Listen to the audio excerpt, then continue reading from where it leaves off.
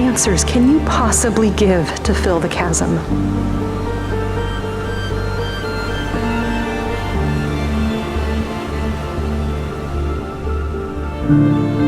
How can I begin to reconcile my own problems without addressing the biggest one?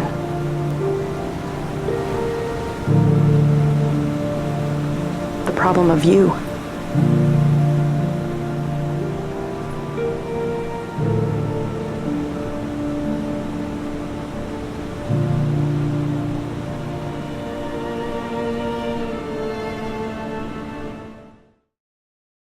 Hey everybody, welcome back to Community Group Curriculum this week. My name's Chris DeMonier, and I'm here just to help you hopefully engage with some of the content that you heard on Sundays, that you'll be able to talk about it, discuss it, and apply it to your lives. And this last week, I'm sure you have lots to think about, lots to talk about, so we're going to get into that in a second as we talk about the problem of sex. I mean, we're right in the middle of our Problem of God series as we discuss the 8 biggest challenges and skepticisms towards Christianity, and obviously the problem of sex lines up with that. I'm sure that's no surprise to you. But before we do that, I want to tell you about an incredible opportunity we have for the church. If you're a woman at the church, we want you at this event. It's an event for all women of all ages and all stages called I Am a Woman Kindred. And this is probably the biggest women's event we do all year round. But we have 3 incredible speakers who are going to be there this year. Our very own Anne Miranda, Whitney Damewood, but also Courtney Vesey. She's coming in to share some incredible truths. And the idea is to get all women of all ages and stages under one roof to be under some incredible teaching that'll hopefully help impact your relationship with Jesus and also your relationship with others as you function as a woman in today's society. We think this will just be extremely helpful for you. So we want to invite you November the 3rd at the Bell Center of Performing Arts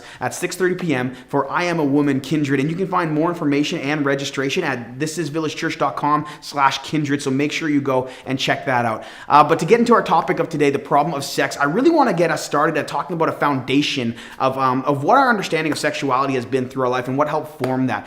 We come from all different places where we have to decide and understand, like, man, what is sex? As we heard about on Sunday, is sex bad, or is sex God in our lives? Where does that all fall into our lives? Or maybe sex appetite? And that's where it's a growing trend where morality isn't actually linked to sexuality at all. And so sex is just like eating. It's something that we need to do to have kind of a fullness of life. Well, we need to eat to survive. We need to have sex because that's what we do. And we'll talk a little bit about that. But before we get into those 2 topics, I just want us as a group to talk about what formed your viewpoint of sex. What built your understanding of sex? What's it meant to be for? Why is it even around? Or what's it for? Is it something specifically just for pleasure? Is it something just for procreation? What is sex all about? And what has that meant to you? And where did the kind of key points in your life kind of define what it's there for you? So why don't you guys as groups right now go ahead and talk about that. Where have you come to the conclusion and definition of what sex is, what's it for, and how you applied it in your own life? And it could be from all sorts of things. As sometimes some of us have been raised in homes where sex has always been historically bad, where it's been something continuously that's been a bad thing. You don't talk about it, you don't bring it up.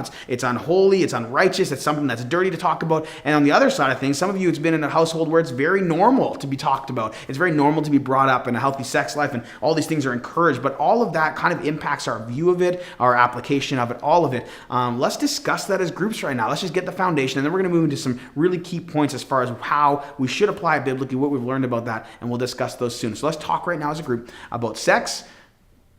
That was no pun intended, and what we can kind of understand from our historical upbringing surrounding it.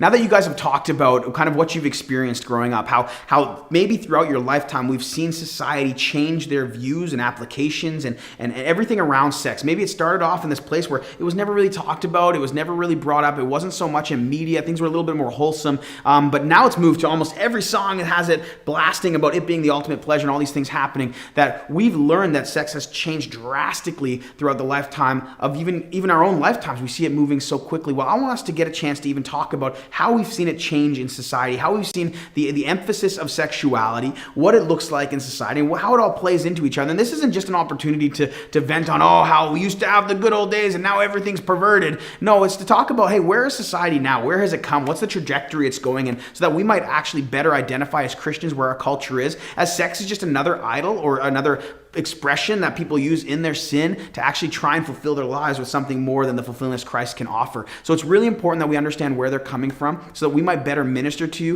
and actually reach out and engage with the skepticism of people in our time. So let's talk about that now as groups. I mean, what has it been like in your lifetime? Where have you seen sex and sexuality in culture, whether that be in media or books or movies or even in conversations you have with friends, through relationships with other people, with other non-Christian friends you might have? I mean, where has sexuality changed outside of it, and where has sexuality even changed in the church? In culture as a whole, where have you seen a change from the beginning of your lifetime to now? What have you witnessed so that we might understand better where culture is and where it's heading, so that we could actually engage it with the gospel of Jesus Christ and see people to come to see him as the fullness of life and joy in Jesus himself? Let's talk about that now as groups.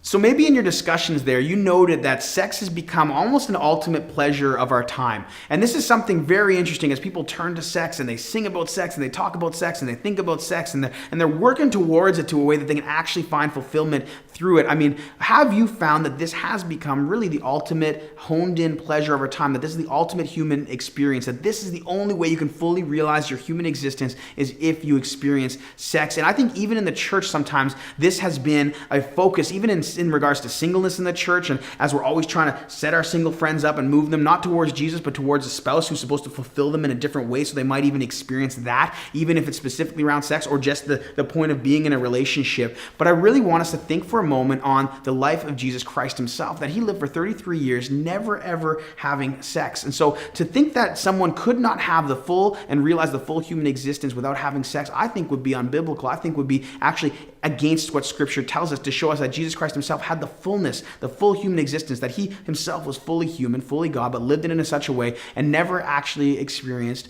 sex. And so this is one of those beautiful things where we actually see there's a bigger picture and thing going on here than sex being the ultimate happiness and the ultimate pursuit and the ultimate prize of this life. But what does the Christian worldview, what does the Christian faith have to say and speak into that? Like, what, from this perspective, what can we actually help society understand about what sex is and what it's supposed to mean? Is it really the ultimate pleasure that we can experience here on earth, or is it just a shadow and a glimpse and a pointer to who God is and what he's accomplished and how he wants us to experience true joy and pleasure forever with him, beyond what anything sex or anything else in this world could offer? Let's discuss that right now. I mean, have you identified it to be the ultimate pleasure, or what else maybe? And as an idol, I mean, how has that impacted relationships, people's self-worth, what they're viewing and what they're trying to get into, beyond what their actual value should be found in identity in Jesus? Let's talk about that as groups right now.